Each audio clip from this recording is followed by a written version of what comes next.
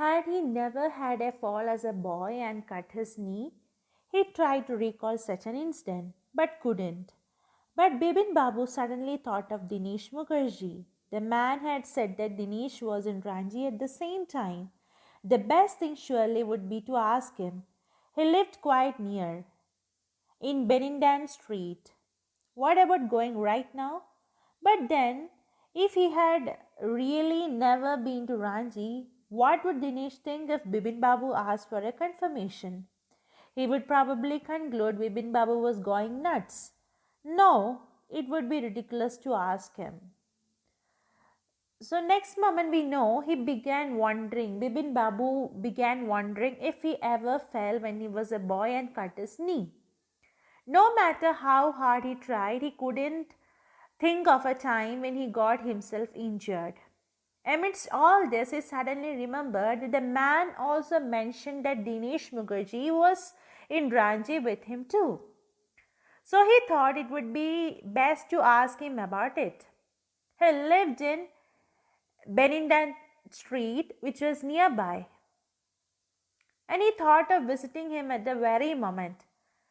But the thought of what Dinesh would think if he asked him about the trip he had never really been to Ranchi made him stop. And he was afraid Dinesh would conclude that Bibin had gone mad. So he did not ask him because it was a ridiculous, a funny, a very nonsense idea. And he knew how ruthless Dinesh's sarcasm would be. Sipping a cold drink in his air-conditioned living room, Bibin Babu felt at ease again. Such a nuisance. Just because they have nothing else to do, they go about getting into other people's hair. Now, Bibin Babu was well aware how merciless Dinesh could be when he was being sarcastic. Sarcastic means making the sarcasm, making a fun by hurting some others. As he sipped his cold drink in the air conditioned living room, he finally felt relaxed. Now he reached his home and he is feeling much better. And he thought how annoying it was that just because people do not have much to do, they start bothering others. After dinner, snuggling in bed with one of the new thrillers, Bibin Babu forget all about the man in Newmarket. Next day in the office, Bibin Babu noticed that with every passing hour, the previous day's encounter was occupying more and more of his mind. If the man knew so much about Bibin Babu, how could he make such a mistake about the Ranji trip? So after having his dinner, he forget all about the strange man who he met in the new market. And as he snuggled in bed with one of his new thrilling books, because he is habitual in reading books. But the very next day, what happened? He realized that when he was in office, that the last day's incident was taking more of his attention as each hour passed. And he started thinking that if the man knew even the most personal details about Bibin Babu, how could be how could he be inaccurate about the Ranji trip? How he can make a fault in the Ranji trip? Just before lunch, Bibin Babu decided to ring up Dinesh Mukherjee.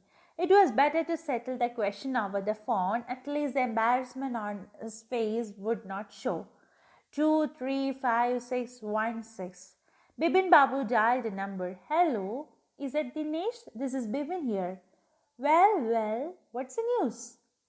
I just want to find out if you recalled an incident which took place in 58. 58? What incident? Were you in Calcutta right throughout that year? That's the first thing I have got to know. Wait just a minute, 58.